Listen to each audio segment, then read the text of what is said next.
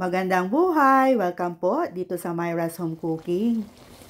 Wala ba kayong maisip ngayon kung anong lulutuin ninyo para sa pamilya? Ito po ang ating napakasarap na sweet and sour pork. So unang-una ay kailangan natin ng pork. So hiwa-hiwain lang natin ng maliliit. Dito sa ating pork, lalagyan lang natin ng grated ginger, garlic, cornstarch, soy sauce, at nilagyan ko pala ng 1/4 teaspoon of baking soda dahil ito ay nagpapalambot ng ating karne.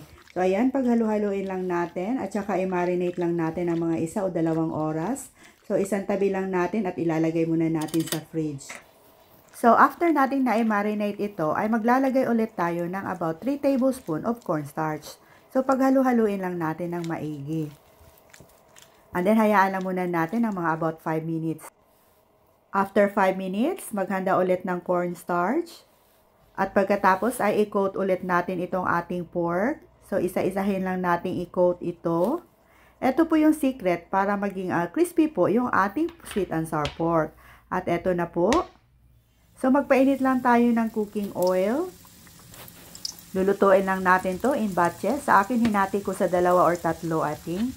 Para maging crispy talaga itong ating fried pork. So, ayan. Baliktarin lang natin.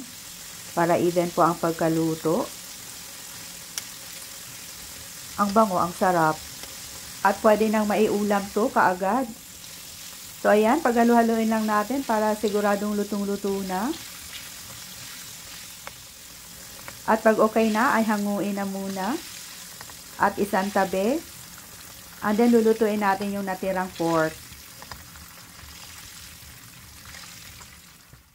At pag naluto na natin yung ating pork, dito sa isang wok, magpainit lang ng kunting cooking oil. And then, magigisa lang tayo ng bawang. Isunod na din itong ginger. Ipagpatuloy lang ang paggisa hanggat sa lumambot itong ating luya. Ayan. At pag bumango na, ay ilalagay na din natin itong ating sibuyas. At pagkatapos ay ibuhos na natin itong 1 cup of pineapple juice. Yung syrup ng pineapple chunks, yun ang ginamit natin. And then lalagyan natin ng 1/3 cup of water. Timplahan ng soy sauce, brown sugar,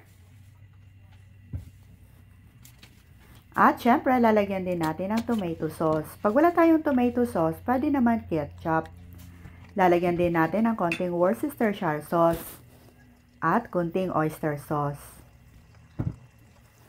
So paghalo-haloin lang natin hanggat sa mag-blend na po yung kulay.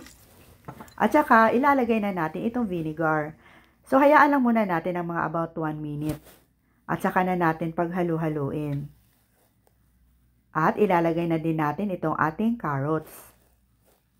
Para mas makulay, lalagyan natin ng green at saka red bell peppers.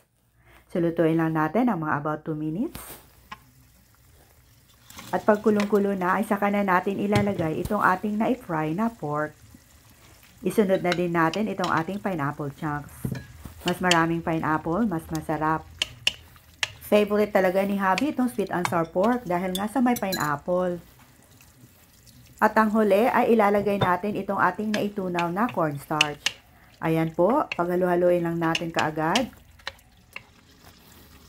Continue cooking lang po ng mga about 30 seconds or 1 minute hanggat sa maging mag-thickens na po yung kanyang sauce.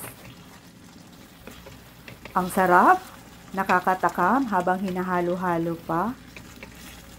So, hindi na natin kailangan mag-order pa sa isang restaurant or any takeaway food dahil nagagawa na natin to, mas masarap pa.